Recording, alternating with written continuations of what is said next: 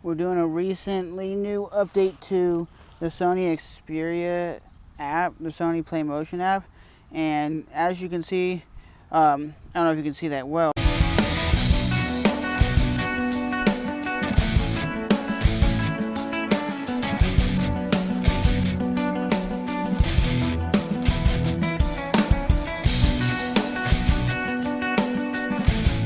Because of the glare. It is a live view of my action camera right here as I'll pan around. And there's really not that much of a lag. And the action camera is at 1080p at 60 frames per second. The difference now that I upgraded my application is a few features. Now you have, for the Sony action camera, the HDR as-15, you have PS mode, which is 1080p 60. You still have the high quality, the 720p slow motion, super slow motion, and VGA. And normally you would have up here somewhere that says there would have been a button for transferring pictures and video to your cell phone or tablet. Up here now, after you click the resolutions, you have steady shot, 170 degrees, 120, and at the top you do have the button that says share in camera, so you're sharing your images and whatnot. And the 170 degree wide angle will show you, like here, if you guys can actually see me, because it is a dark little spot. As you see, I'm sitting here in the shade at this little park over here. Point your camera, and your camera can be like lopsided or sideways. It's so hard without the application to see if you're shooting fully straight, because sometimes the images are seriously like this or like that. It's just because you don't know, and you're like, well, it's a wide enough angle, you should know, but honestly sometimes you can't tell a difference.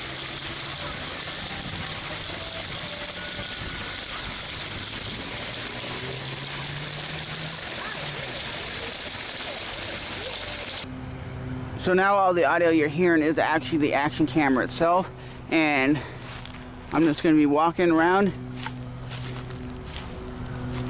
And as you can see right now, guys, it has really good audio, and sometimes you don't even have to have an external mic how good the audio is, but a lot of times the mic isn't the greatest when the microphones aren't pointing at you and they're pointing away.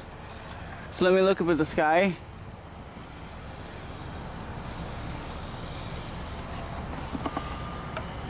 And I think this has actually more vibrant colors than what you see on the GoPro, because a lot of people say the GoPro is like the standard camera that everybody buys for action cameras, because that's they're like the Nike, they're like the BMW or Nikes of action cameras. Everybody knows them, but everybody doesn't realize, if you go to the GoPro website or GoPro videos that people post, a lot of them are straight up really edited. Because here's the full 1080p 60 frames per second right now, and here's the full 1080p at 30 frames per second right now.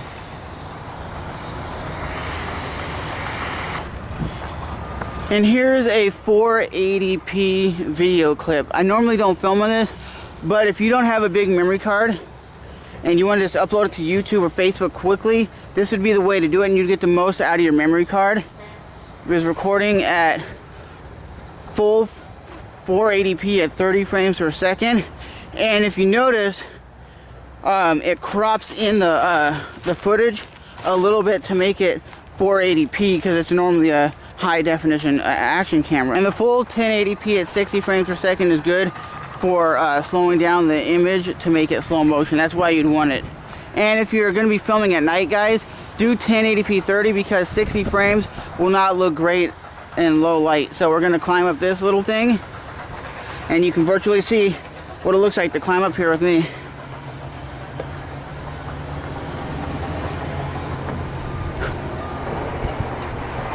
I have not been on one of these things since I was a little kid. Woo! That's gonna be a good slow motion. And the best footage and the best thing about the application is you don't have to mess with anything on the camera itself. Sometimes using the camera itself to change all the settings isn't the greatest thing, because you have to push this button, push that. And the only one problem I have about this camera is sometimes I'll bring it home to put it into my video editor or onto my computer, and the actual memory card will say it's blank. But with that being said, guys, if you guys got any questions about the application itself or the actual Sony action camera, let me know in the comment section below. I got this action camera strictly for going ziplining once, and I thought, okay, I'll never probably use it again, but I use it all the time because it has such a wide angle, and it's just a very cool thing. A lot of times I use it on my bike helmet is because I'll be riding out somewhere and I use it more as a dash camera. Someone goes to like hit me or swerve or do something, I have it all on film. That's why I make sure to have this camera charged every night, so when I go out I have it for evidence if someone tries to do something, because that's what some people try to do. You never know, just having the camera out there recording, somebody might do something crazy and you go, hey, I got you on camera now. But I have used it for ziplining, have used it for going underwater. A lot of people say it gets really distorted underwater, but me personally, I think it looks really, a lot of people, because they say the Sony action cameras waterproof housing has like a bubble instead of just being a flat lens in the front, and it causes the camera to get a little bit distorted. Me personally, it does what it's supposed to do. I've used it in the Bahamas, I've used it all over Florida, and it's done wonders. I love how small the camera is. It sits on my helmet, and I've been asked a lot of times, why do you have it? And I tell people, it's like a dash camera, and pretty much that's what I use it for. And a lot of people are like, damn, that's a smart idea. But if I had a GoPro like chunked out like this, you would see it, and people are like, why do you got a GoPro on your helmet? This,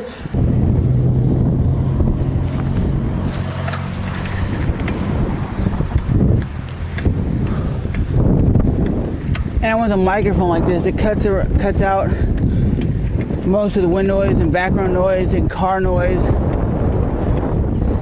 So it is a cool thing to have a little mic. And I'll say this, my microphone is only like $22 on Amazon.com, so it's not like I'm using any expensive equipment.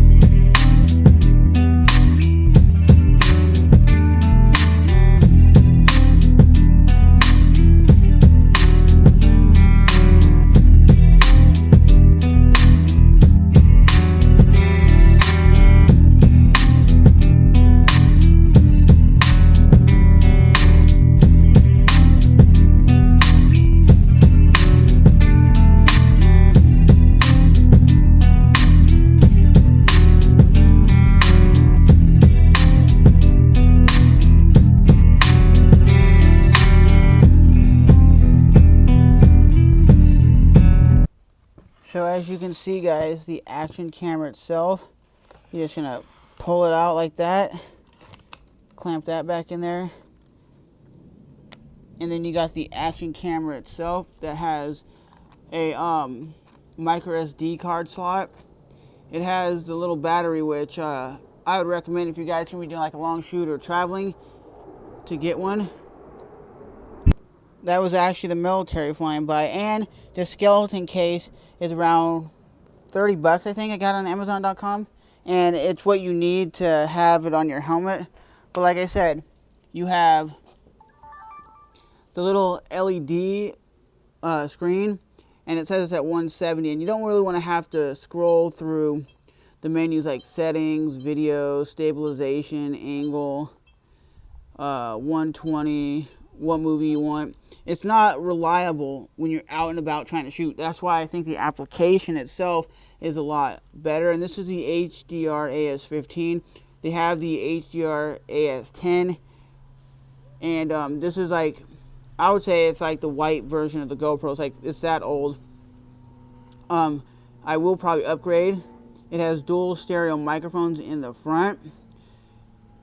The application requires a password, so all Sony action cameras have their own password, so you can use the Wi-Fi.